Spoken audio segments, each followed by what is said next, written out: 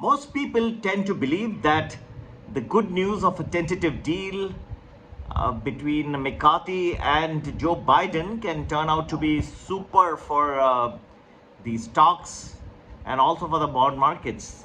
Now, that's the general hypothesis. The tentative deal between President Biden and Kevin McCarthy to raise the US debt ceiling may have negative consequences, however, for the financial markets.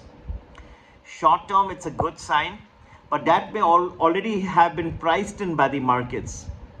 Now, once the deal is passed, so that is, it is converted into law, the government is expected to make large bond issuances, which could lead a liquidity drain from banks and cause financing to become more expensive for companies which are already struggling in a high interest rate environment.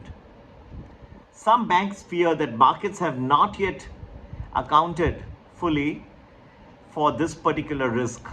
So whereas what is priced in right now is that yes, the deal could be reached, but then what happens after the deal is passed, assuming everything goes fine, this converted into an act, becomes a bill, then a law, and it becomes an act.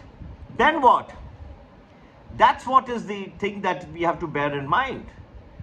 Okay, the deal itself faces a difficult path to pass through Congress before the government runs out of money to pay its debts in early June. But remember, while an end to the uncertainty is welcome, the relief may come from a deal which may be short-lived sugar high for investors. Okay, the US Treasury is very much likely to quickly refill its empty coffers with bond issuance, sucking out hundreds of billions of dollars of cash from the market. The raising of ceiling is expected to be followed by issuance of nearly $1.1 trillion in new treasury bills or T-bills over the next 7 months, which is a relatively large amount of issuance of bonds in a very short period of time. This bond issuance, presumably at the current high interest rates, is seen depleting banks' reserves as deposits held by the private companies and others move to higher paying and relatively more secure government debt. Now, that would accentuate an already prevalent trend of deposit outflows, put more pressure on liquidity or ready cash available to banks, push up the rates charged on near-term loans and bonds, and make funding more expensive for companies which are already reeling under a high interest rate environment. So it's not only just the Federal Reserve's high campaign, but there is a new problem which is lurking in the background, which people are conveniently forgetting. That is the large issuance of treasury bills that is coming up very shortly. $1.1 trillion in new treasury bills in just the next few months itself can rattle markets. It's a huge issuance, and if it goes away from the bank's deposits, people remove it and put it in these treasury bills at higher rates of interest, how will the banks be able to lend? They will have to hike the interest rates which they are charging their customers, the companies. That can lead to more troubles, more cash flow issues, and banks and companies may not be able to repay their already taken loans in time, because the interest rates can reach that inflection point where they may be finding it difficult to repay their loans and the interest on the loans. So it's going to be a very difficult scenario. People who are overjoying that yes, the debt uncertainty is now over, please bear the fact that you have two more uncertainties yet to come. One is that the Federal Reserve is not going to stop their interest rate hike campaign. Secondly, there's a bigger problem that is lurking, that the government, United States government, is going to start issuing more than $1 trillion in treasury bills over the next few months, sucking out huge amounts of liquidity from the market, in consistence with this deal, tentative deal, presuming even if it is passed over the next few days. So while this deal is very welcome in many ways. It ends uncertainty. At least America does not default.